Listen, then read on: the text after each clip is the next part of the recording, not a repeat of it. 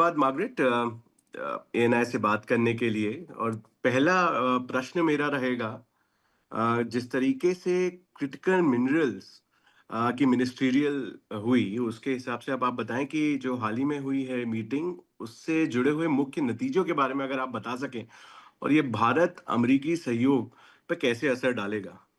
जी। फिर मैं ये समझाना चाहती हूँ कि क्रिटिकल मिनरल्स क्या है? ये जी। वो चीज़ें हैं जो हमारे हाथों में हर एक गैजेटों में आवश्यक है।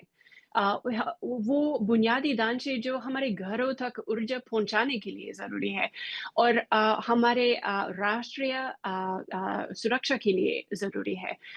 इसलिए अमेरिका का लक्ष्य ये है इस 55 देशों के साथ बातचीत में हमारे लक्ष्य ये है कि हम एक विविध और विश्वसनीय सप्लाई चेन पर भरोसा रख सकें। क्योंकि हाल में कुछ देश है जो अन्यायिक मुकाबला करके सप्लाई चेन में काफ़ी रुकावट बनाया और हमारी कौमी सलामती के लिए, राष्ट्रीय सुरक्षा के लिए ज़रूरी है कि ये क्रिटिकल मिनरल्स में एक भरोसेमंद सप्लाई हो। जी। आज ही हमने देखा कि डिक्लेरेशन भी हुआ, डॉक्यूमेंट भी आए हैं। क्या प्रमुख मुद्दे हैं क्रिटिकल मिनरल्स के संदर्भ में, अगर आप हमें बता सकें। जी, जी। ये फ़ॉर्ज नामी प्रोग्राम का लक्ष्य ये है कि हम इस उद्योग में निवेश आकर्षित करें, ताकि माइनिंग, रिफाइनिंग, प्रोसेसिंग, रिसाइक्लिंग वगैरह के बुनियादी ज़रूरी उद्योग में काफ़ी वसाइल है ताकि हमारे सुरक्षा के उद्योग, ऊर्जा के उद्योग, हर एक ज़रूरी क्षेत्र में वो आवश्यक क्रिटिकल मिनरल्स हासिल कर सके। अ, भारत और अमेरिका इसमें सहयोग कर रहे हैं। आप कैसे देखते हैं इस कोलैबोरेशन को? जी, इस सप्ते में हमने काफ़ी खुशखबर सुनी। सोमवार को हमने सुना कि राष्ट्रपति ट्रंप और प्रधानमंत्री मोदी जी ने एक समझौता मिला और दूसरे दिन मंगलवार को हमने सेक्रेटरी रूबियो और फॉरेन सेक्रेटरी एस जयशंकर की बैठक के बारे में भी सुना, जिसमें वो क्वाड के बारे में बात किया।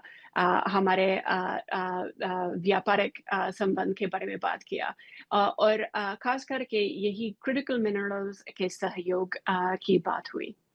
डॉक्टर जयशंकर की ही यात्रा की बात कर लेते हैं, क्योंकि अभी उन्होंने भी ट्वीट करके जानकारी दी। उन्होंने सेक्रेटरी रूबियो से मुलाकात जब करी। अब डॉक्टर जयशंकर की इस यात्रा में आपको क्या लगता है, कौन-कौन से मुख्य पहलू हैं? और द्विपक्षीय संबंधों को मजबूत करने के लिए आप ये कैसे देखते हैं? क्योंकि बहुत ही इम्पोर्टेंट मीटिंग्स डॉक्टर जयशंकर ने अटेंड करी हैं। आप कैसे देखती हैं, मार्गरेट? हाँ, फॉरेन सेक्रेटरी जयशंकर के प्रोग्राम के बारे में बेहतर हो कि आप भारतीय हुँ। सरकार से पूछ लें। लेकिन हम समझते हैं कि ये बड़ी अच्छी बात है कि वो सेक्रेटरी रूबियो के अपनी पद संभालने के बाद पहले मिनिस्टेरियल में शिरकत कर दी और इन बड़े पैमाने के मुद्दों पर उनके साथ बात कर सके। मेरा प्रश्न रहेगा, जिस तरीके से सोमवार बहुत ही इम्पोर्टेंट दिन रहा दोनों देशों के लिए। आपके हिसाब से अब ये भारत और अमेरिका का जो व्यापार में समझौता हुआ, कुछ मुख्य आपके हिसाब से क्या मुख्य लाभ होंगे? इस पे थोड़ा अगर प्रकाश डाल सकें, किन क्षेत्रों में, जिस तरीके से प्रेज़िडेंट ट्रंप ने भी कहा, प्राइम मिनिस्टर मोदी ने भी उसे रेसिप्रोकेट किया। अगर आप इस पे थोड़ा बात कर सकें। जी, जैसे आपने देखा होगा प्रेज़िडेंट ट्रुथ सोशल पोस्ट पर ही हमने देखा कि इंडिया के रूसी तेल रोकने की वजह से वो 25 फ़ीसद प्रतिशत की टैरिफ खत्म हो जाए। और हम ये समझौता 2-3 दिन पहले ही मिला। इसलिए हम हमारे कॉमर्स सेक्रेटरी और मंत्री जी से ज़्यादा तफ़सीली ऐलान इंतज़ार कर रहे हैं। आखिरी प्रश्न मेरा रहेगा, इस डील के बाद आप कैसे देखती हैं व्यापारिक समझौते जिस तरीके से अभी ये डील हुई, भारत और अमेरिका के द्विपक्षीय संबंध और आगे कैसे देखती हैं और कितनी ऊर्जा मिलेगी दोनों देशों के इस रिलेशनशिप को? हाँ, well देखिए अमेरिका और भारत दुनिया के सबसे बड़े लोकतंत्र है। हम बड़े-बड़े व्यवस्था है और हमारे मुश्तरका मुफ़ादात, हमारे जॉइंट इंटरेस्ट में बहुत ज़्यादा मुद्दे हैं। हम बड़े पैमाने पर सहयोग कर रहे थे और करते रहेंगे।